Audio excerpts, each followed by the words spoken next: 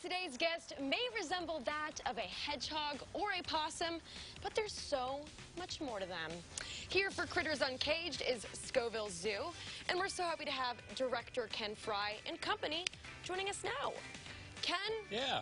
What is this little friend here? Yeah, he's a tenrec, T-E-N-R-E-C, so tenrec.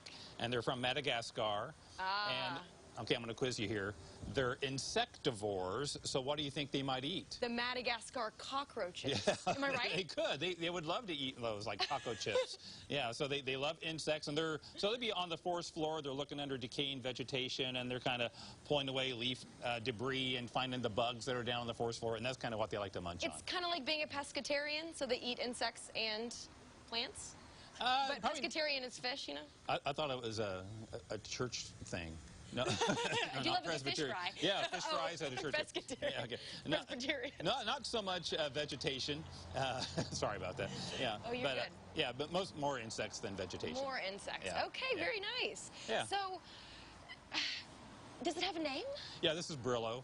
Brillo? Brillo, the tenrec. So he's very kind of like if you have a kid with like really short hair and they put gel in their hair and it gets a little spiky. That's kind of what it feels like. So.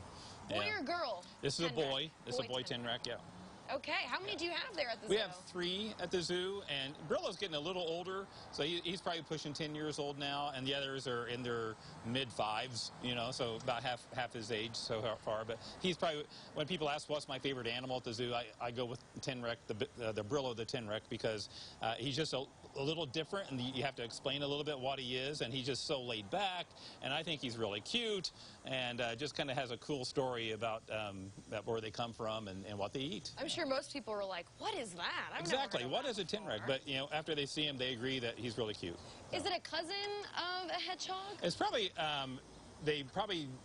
somewhat related? Yeah, just kind of over the years, they just through genetics, they formed genetic divergence, I think it's called. So they kind of ended up similar looking, but they're really not related at all. Wow. Even though hedgehogs, they still have the spines, but they kind of have a different defense mechanism. These guys may just kind of flatten out to be defense, you know, when they're in defense mode, where hedgehogs kind of roll up into that ball.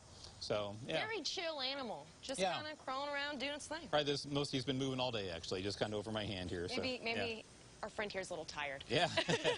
Okay, we do have some great events at the zoo coming up. I mean, you're pretty busy July through August. July is a crazy busy month, and it's starting to wrap up here. But we do have our Twilight Tuesday. This coming Tuesday, we stay open 2 hours later. So the gift shop is open till 7. If you're in by 7, you can stay out in the zoo till 8 o'clock. And it's just a nice time to visit the zoo, and it's a little quieter, and the animals are acting a little differently than you might see them during the day. So the daytime animals are wrapping up their day and maybe getting ready to go to bed. The nighttime animals are just kind of getting wound up and ready to see. And we're going to serve ice cream at this Twilight Tuesday. It's free ice cream that night. So from like 5 to 7 or so, while supplies last. And Prairie Farms is providing that ice cream. So. Awesome. Yeah. And Parents Night Out.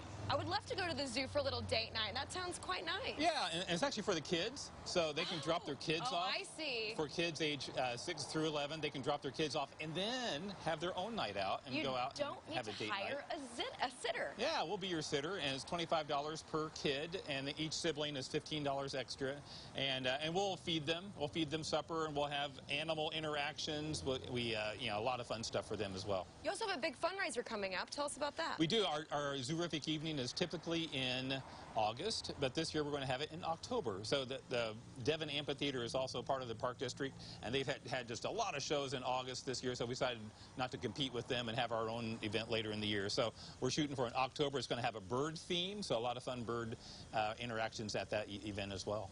Okay, well, if you haven't had the chance to make it to the zoo this summer, your fall hours will kick in. Yeah, I can't believe it. Yeah, and August 9th, I believe they kicked in. So, it's coming up sooner than you'd think, but it's, within the next few weeks, they're going to our fall hours, which is, in essence, 1 hour shorter during the week. So we're still at 9:30 to 6 throughout the week until August 9th, and then we go 1 hour short at 9:30 to 5.